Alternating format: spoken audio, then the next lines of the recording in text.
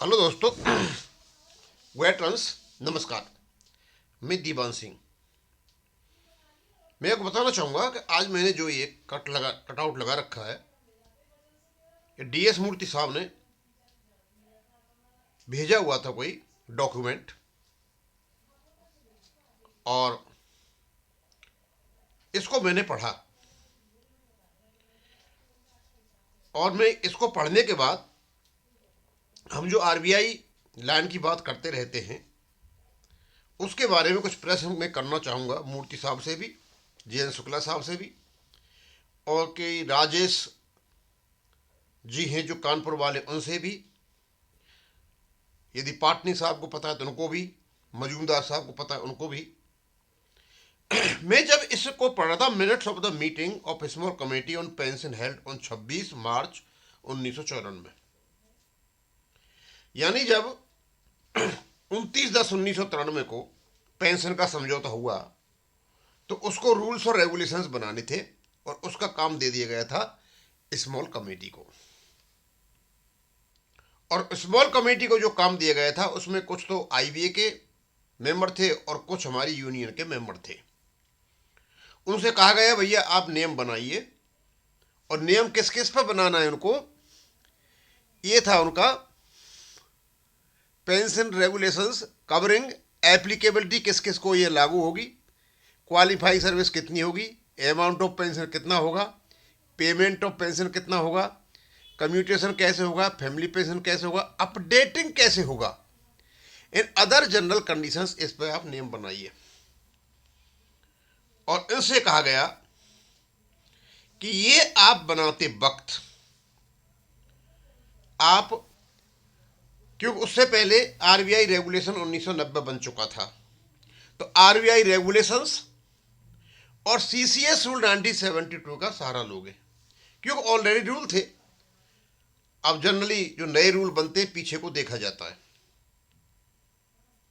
और उन्होंने रेगुलेशन 1995 बना दिया। उसमें जो अपडेटिंग वर्ड है ये 35.1 में आया।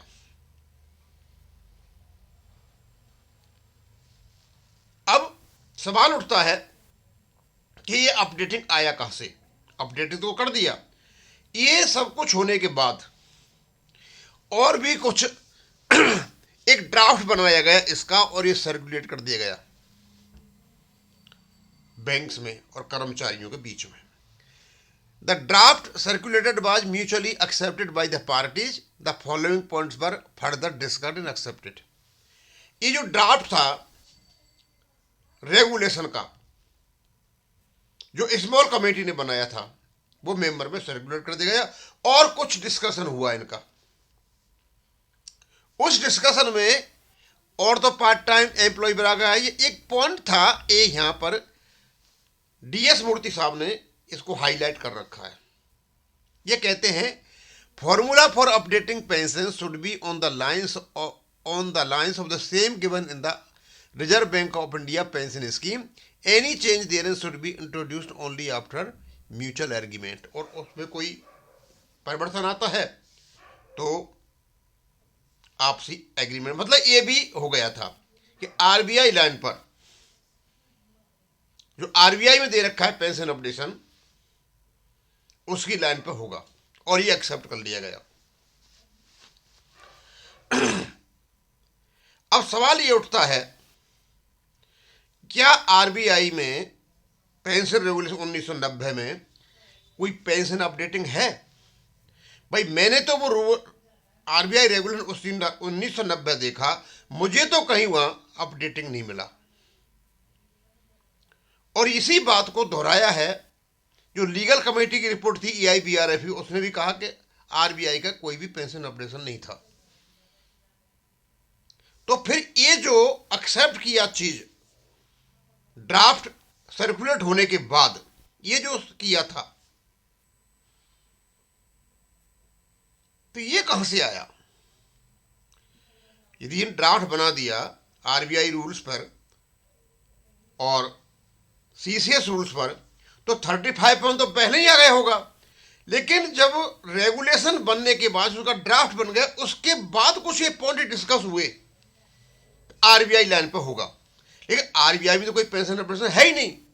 तो क्या इसी चीज ने हमारे पेंशन अपडेशन को रोका, या जानबूझकर ये आरबीआई फॉर्मूला जो आरबीआई जो लाइन लगाई गई है यहां पे, ये जानबूझकर रखी गई जिससे कि हमारे रेगुलेशन में 35% दे रखा है उसके अपडेशन को रोका जा सके। और हमारे रेगुलेशन में कहीं भी आरबीआई का जिक्र नहीं है, केवल उस समय आता है जब स्मॉल कमेटी को नियम बनाने के लिए दिया जाता है। आरबीआई लाइन या आरबीआई जैसे रेगुलेशन या सीसीएस रेगुलेशन, हमारे साथ उसमें केवल और केवल रेगुलेशन में सीसीएस रूल 1972 का जिक्र है, आरबीआई का कहीं भी जिक्र नहीं है। अब मीटिंग ये जो ड्राफ्ट आया उसमें इनको भी एक्सेप्ट किया गया था, तो ड्राफ्ट में तो जो अपडेशन है वो कहां से आया, यानी ड्राफ्ट तो पहले तैयार हो गया था और फॉर्मूला जो आरबीआई का ये बाद में होकर के आया था, तो फिर इसका कहां समावेश हुआ अपडेटिंग का। और हमारे सारे के सारे लोग इसी जो स्मॉल कमेटी की जो इन्होंने रेगुलेशन बना दिया उसके बाद इन्होंने क्या किया था, कुछ पॉइंट और डिस्कस हुए थे। द फॉलोइंग ये पॉइंट, यानी रेगुलेशन बनने के बाद ये पॉइंट डिस्कस हुए थे और उन पॉइंट्स में ये आया RBI formula, RBI line, formula नहीं, फॉर्मूला 2019 में आया था। अब सवाल ये उठता है कि आरबीआई के रेगुलेशन में कोई अपडेटिंग नहीं है। भैया है तो मुझे बताएं, जी शुक्ला साहब भी बताएं, और जिस किसी को पता है कि वो कौन सा नंबर का रेगुलेशन है जिस रेगुलेशन में आरबीआई में पेंशन अपडेशन हुआ है। और यदि आरबीआई में पेंशन अपडेशन था तो फिर 2019 में जो आरबीआई फॉर्मूला से अपडेशन वो क्या चीज है, फिर तो वो होना ही नहीं चाहिए था, पहले से चल रहा था। फिर तो इसका मतलब आरबीआई में कोई भी पेंशन अपडेशन नहीं था। और रेगुलेशन बनने के बाद ये पॉइंट डिस्कस हुए थे, इनको एक्सेप्ट कर लिया गया था। इनका समावेश रेगुलेशन हुआ या नहीं हुआ उसका कोई पता नहीं है, लेकिन सारे लोग यही कहते हैं RBI line, RBI line, RBI line. अब 2019 में जो आरबीआई का अपडेशन हुआ वो कोर्ट मॉनिटर्ड कमेटी से हुआ, उसका एक फॉर्मूला निकाला गया कि 2002, 2007 और 2012 में 10-10% पेंशन को बढ़ा लो, डीए जोड़ लो और बेसिक पे निकाल लो, वो है उसका फॉर्मूला। लेकिन कोई मुझे ये बताए, कोई भी बताए, मैं बहुत आभारी रहूंगा, क्योंकि मुझे नहीं मिला। मैं ये नहीं कहता है नहीं, मैं ये नहीं कह रहा, मैं कहता हो सकता है मुझे नहीं मिला, लेकिन आरबीआई के रेगुलेशन में कहीं भी मुझे पेंशन अपडेशन नहीं मिला। और हमारा 2003 में भी बताते हैं वो हुआ है। तो ये जो पॉइंट डिस्कस हुए थे रेगुलेशन बनने के बाद, इसमें आरबीआई फॉर्मूला, आरबीआई लाइन की जिक्र हुआ है। तो हम ये मान लिए जाए कि अब तक इसने रोका अपडेशन को, जो पॉइंट बाद में डिस्कस हुए थे, लेकिन यही पॉइंट 2019 से लागू हो जाता है यदि इस पर चलते हैं। तो यदि इसी ने रोका है तो यही दे रहा है। अब भाई इधर हो जाओ या इधर हो जाओ, चलो मान लो 1995 से नहीं है तो 2019 से तो होता है। जब इसी पॉइंट को लेकर के आप अपडेशन को रोक करके बैठे हुए हो, तो ये पॉइंट तो ये भी कहता है भैया 2019 से आपको ये रेगुलेशन हो जाता है, आपका अपडेशन हो जाता है। अब सवाल ये है कि हमारे कई लोग कह रहे थे ये आरबीआई फॉर्मूला क्या है। भैया आरबीआई फॉर्मूला ये है कि 2019 में, क्योंकि आरबीआई में कोई अपडेशन नहीं था, 2019 में आरबीआई का अपडेशन हो गया, उसके लिए एक फॉर्मूला निकाला गया। और फॉर्मूला यही था, मैंने बताया कि 2002, 2007 और 2012 में पेंशन को 10-10% बढ़ा लो। एक मल्टीप्लिकेशन फैक्टर दे दिया गया था, उनका एक्चुअल अपडेशन नहीं था। यह है आरबीआई फॉर्मूला। और आरबीआई के लाइन की जो बातें हो रही हैं, आरबीआई के रेगुलेशंस के अनुसार केवल और केवल मैंने आपको जो पढ़ाए थे, क्वालिफाइंग सर्विस कितनी होगी, कितनी पेंशन होगी, इसके बेस पर रेगुलेशन बनने थे, उसी से रूल से बनने थे। लेकिन इनका समावेश केवल और केवल इसको स्मॉल कमेटी को दिया गया था, टर्म्स ऑफ रेफरेंस। लेकिन जब रेगुलेशन बनकर तैयार हो गया, वहां कहीं भी आरबीआई का जिक्र नहीं है, केवल और केवल रेगुलेशन 56 में जो जिक्र है वो है CCS रूल 1972 का, जो वहां पेंशन अपडेशन इम्प्लाइड है शायद। अब तो इतना इंटेलिजेंट तो मैं नहीं हूं, लेकिन मुझे ऐसा लगता है ये सारे कन्फ्यूजन जो पैदा किए, एक जो पॉइंट रेगुलेशन बनने के बाद जिक्र हुआ इसने किया, जिसको आज तक लोग गा रहे हैं, कई इसी के RBI लाइन के पीछे पड़े हुए हैं। और जो CCS 1972 है वो आपको अपडेशन देता है।